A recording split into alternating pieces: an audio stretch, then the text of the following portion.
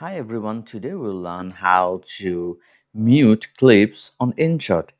So if you, let's say like we have a couple here, you see like a couple of videos, clips added here. If you want to mute the whole clip, you just click it here and you'll see like all of them are now muted.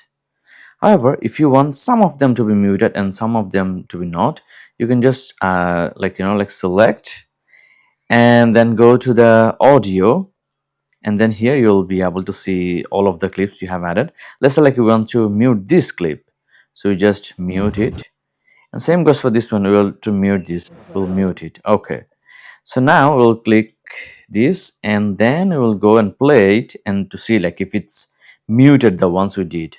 Let's hear that now.